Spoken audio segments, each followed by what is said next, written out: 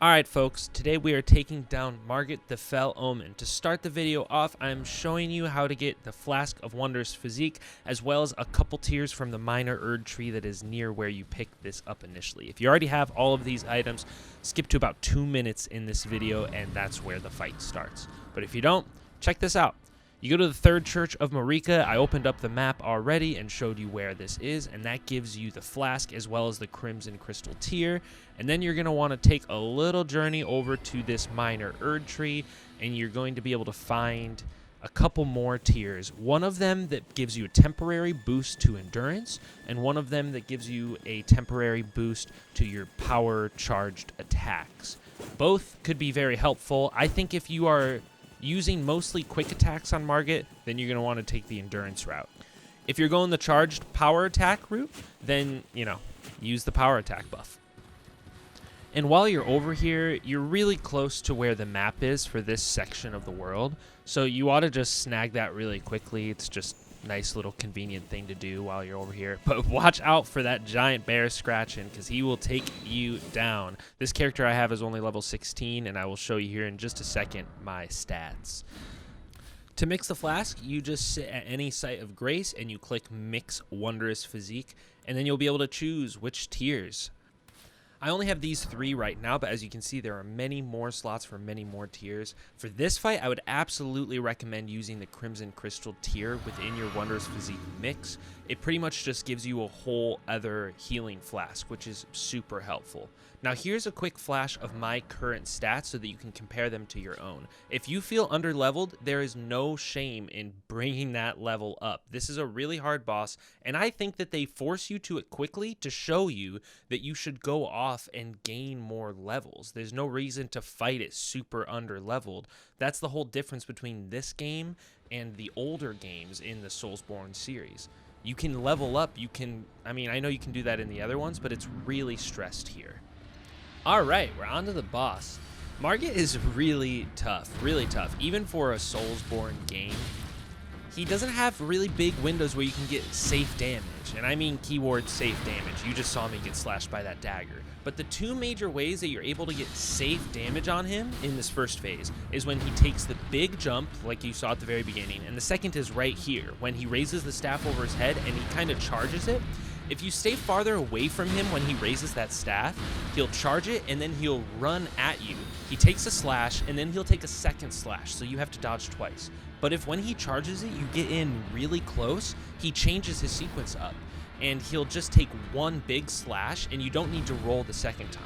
That gave me a huge headache at the beginning because I would start moving towards him because you start to realize that you want to be in this guy's face. Yeah, see, you get a nice roll under him. You can take a couple slashes. I missed the second one. I was able to get the third, though, and you can roll under that tail. So now he's going to go in and raise that staff, get 1 roll, get the second roll. You can get 2 shots off of that. You don't want to go for a third.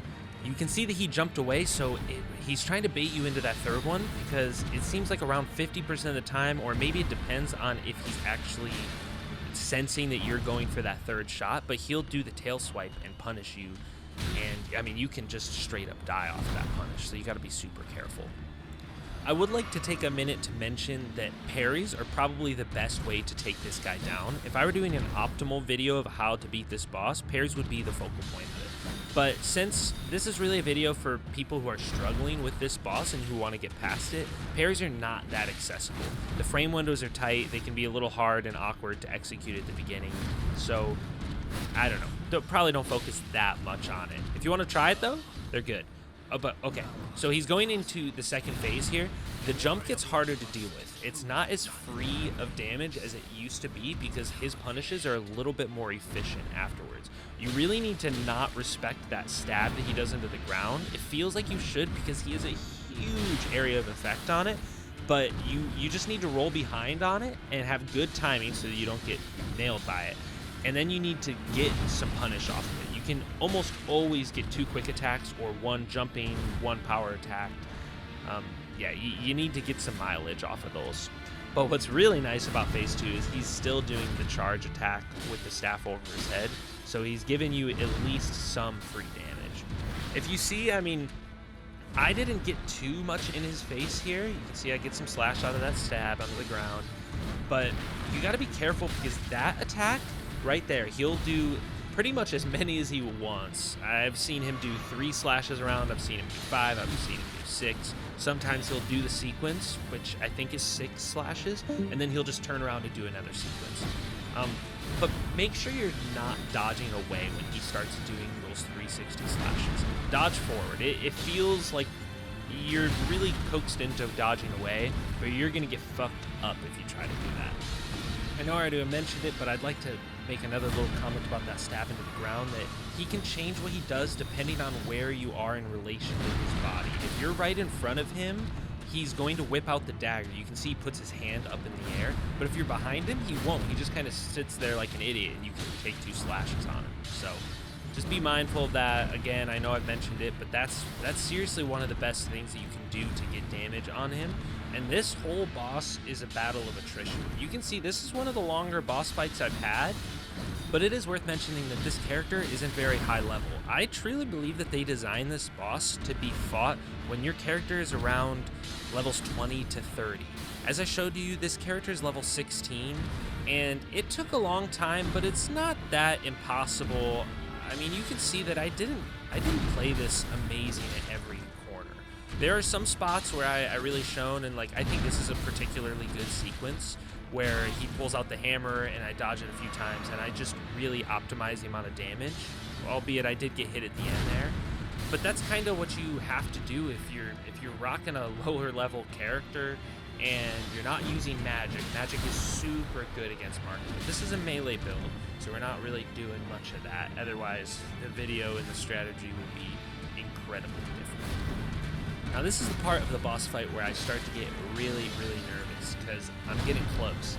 And oh man, I had one run, I got him down to the point where I could barely see the sliver of his health, and I got slashed by the golden sword and stabbed exactly like he just did there, and you could just see me die inside right at that moment. I was so, and it honestly was the 3rd try that I'd taken after I made this new character, and this is, I don't know, the 20th or something like that, because I had been trying, I probably tried about 15-ish, maybe 17-ish of a heavy power attack weapon, because that was what my friend had did, and I said, fuck that. I don't know why you used a power attack weapon.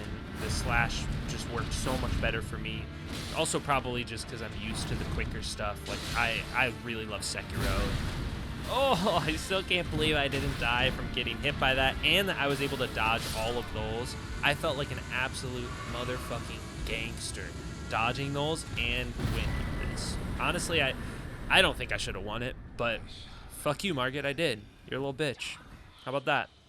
But taunts to Margit aside, I hope this video helped. I promise that not all the bosses feel this difficult. Some of them are harder, but this one probably feels the worst because you're just acclimating to the type of play that this game wants to force you into. It's making you dodge around the moves and not away from them because you have to punish them. But if you did like the video, please subscribe, like, comment, tell me what you liked about the video, what you didn't like about the video, and what you'd like to see in further videos. Otherwise, good luck in the lands between.